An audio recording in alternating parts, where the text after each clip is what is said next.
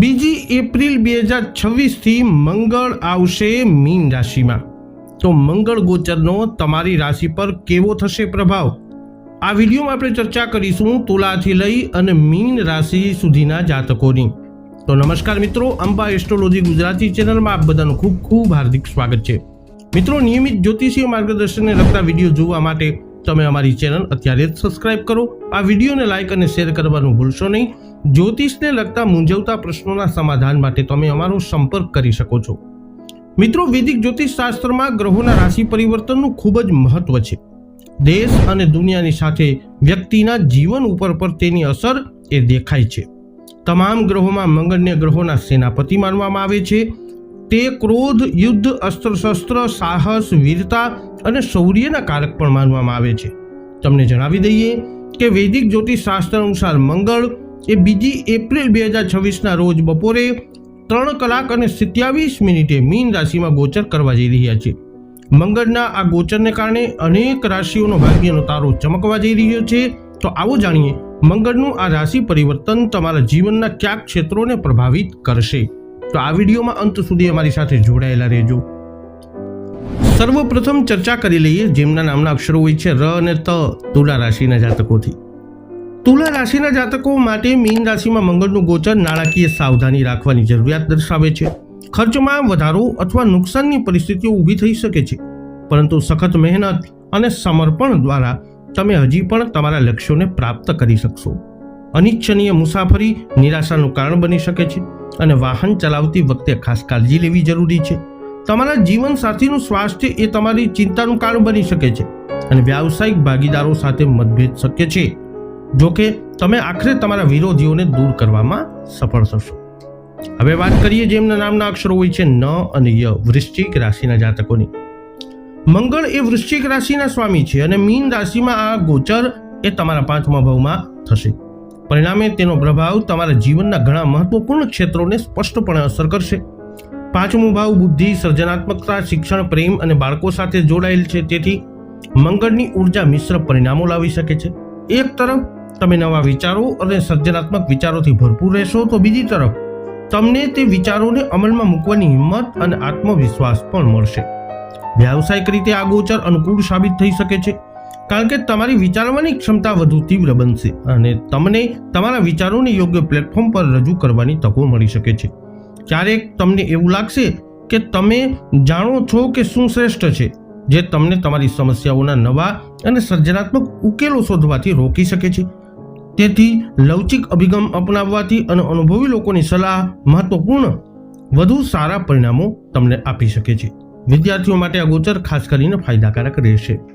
હવે વાત કરીએ જેમના નામના અક્ષરો હોય છે ભ, ધ, ફ, ઢ, ધનરાશિ। ધનરાશિના જાતકો માટે મીન રાશિમાં મંગળનું આ ગોચર જીવનના ઘણા મહત્વપૂર્ણ ક્ષેત્રો ઉપર અસર કરશે, કારણ કે આ સમયગાળા દરમિયાન મંગળ તમારા 4થા ભાવમાં પ્રવેશ કરશે। જો તમે લાંબા સમયથી મિલકત વેચવા અથવા નવી જમીન અથવા નવા વાહન ખરીદવાનું વિચારી રહ્યા છો, આયોજન કરી રહ્યા છો, તો આ ગોચર તમારા માટે અનુકૂળ સાબિત થઈ શકે છે। રિયલ એસ્ટેટ સંબંધિત નિર્ણયો આ સમયે સફળતા લાવી શકે છે અને જૂના બાકી રહેલા સોદાઓ પણ આગળ વધવાનું શરૂ થઈ શકે છે। ખાસ કરી અને જો તમે માર્કેટિંગ, વેચાણ અથવા કોઈ પણ વ્યવસાય સાથે સંકળાયેલા છો જ્યાં આવક કમિશન પર આધાર રાખે છે, તો તમને આ સમયગાળા દરમિયાન નવી તકો મળી શકે છે। તમારી પ્રવૃત્તિ અને પ્રયત્નો તમને લાભ લાવી શકે છે। જો તમે યોગ્ય સમયે યોગ્ય નિર્ણયો લો છો, તો તમારી માતાના સ્વાસ્થ્યમાં કેટલાક ઉતાર ચઢાવ આવી શકે છે, જે માનસિક ચિંતાનું કારણ બની શકે છે।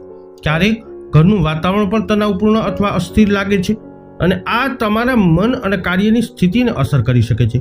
પરિણામે વ્યાવસાયિક જીવનમાં તમારું ધ્યાન થોડું વિચલિત થઈ શકે છે અને તમે મહત્વપૂર્ણ એકાગ્ર ન અનુભવી શકો છો। વિવાહિત જીવનમાં ભાવનાત્મક અંતરો અનુભવી શકાય છે। ક્યારેક તમે લાગણીઓથી અલગ દેખાઈ શકો છો અથવા વધુ પડતા વ્યવહારુ બની શકો છો, જેના કારણે તમારા જીવનસાથીને એવું લાગી શકે છે કે તમે સંબંધ પ્રત્યે ગંભીર નથી। આવી પરિસ્થિતિઓમાં વાતચીત અને સમજણ અત્યંત મહત્વપૂર્ણ રહેશે। આ તમારા વ્યાવસાયિક જીવનને ઉપર પર પ્રભાવિત કરશે, ખાસ કરીને જો તમે ભાગીદારીના વ્યવસાયમાં સામેલ છો તો। નાના મતભેદોને મોટા સંઘર્ષમાં ફેરવાતા અટકવા માટે ધીરજ અને સુગમતા જાળવવી જરૂરી રહેશે। હવે વાત કરીએ જેમના નામના અક્ષરો હોય છે ખ, જ, મકર રાશિ। મીન રાશિમાં મંગળનું ગોચર તમારા જીવનમાં નવી ઉર્જા, હિંમત અને ઉત્સાહ અને દ્રઢ નિશ્ચયનો સ્ત્રોત સાબિત થશે।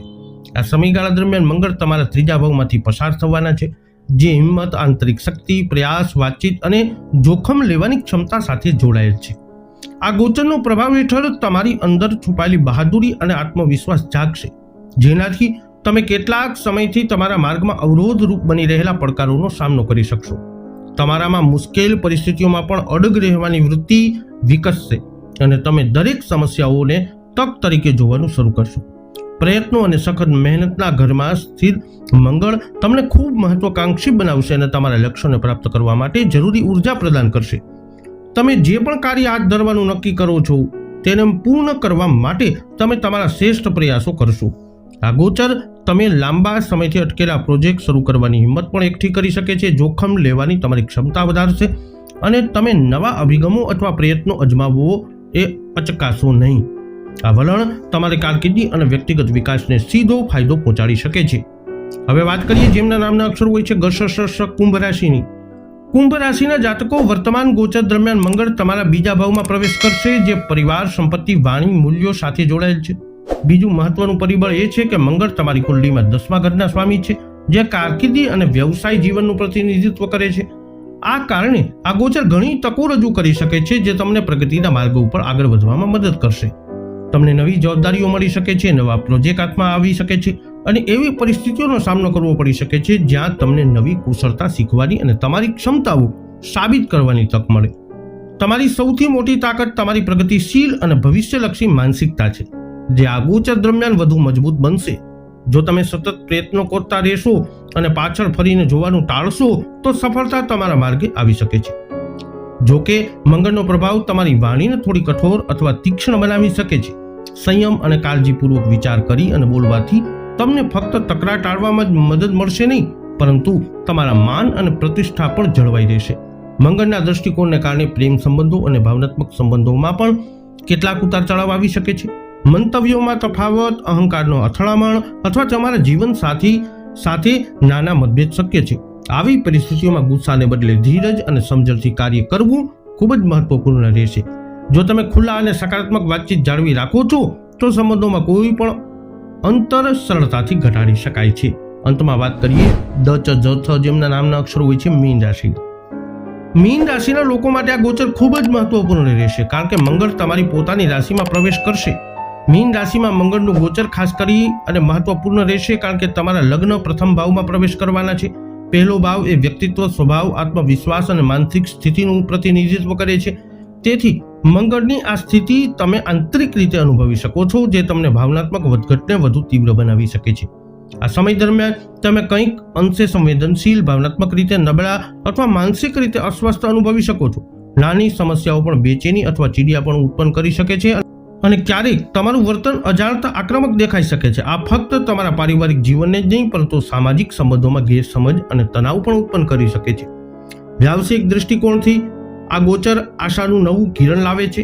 મંગળ તમારા 9મા ભાવ એટલે કે ભાગ્ય ભાવના સ્વામી છે અને તમારા પહેલા ભાવમાં તેનું ગોચર સૂચવે છે કે ભાગ્ય તમારા પ્રયત્નોને મજબૂત રીતે ટેકો આપશે.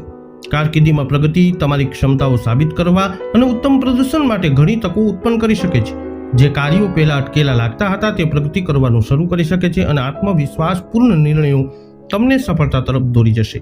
આ સમયગાળો નવા લક્ષ્યો નક્કી કરવા અને હિંમત સાથે આગળ વધવા માટે અનુકૂળ છે. તે તુલાથી લઈ અને મીન રાશિના જાતકો 2 એપ્રિલ 2026 મંગળનું મીન રાશિમાં ગોચર તમારી રાશિ પર કંઈક આવો કરી શકે છે પ્રભાવ. આ વિડીયો અંગેના તમારા અભિપ્રાય, તમારા મંતવ્ય કોમેન્ટમાં જણાવજો. વિડીયોને લાઇક કરજો, શેર કરજો. હજુ સુધી આપે અમારી ચેનલ સબસ્ક્રાઇબ ન કરી હોય તો કરી લેજો. ફરી મળીશું નવા વિડીયોમાં. જય અંબે.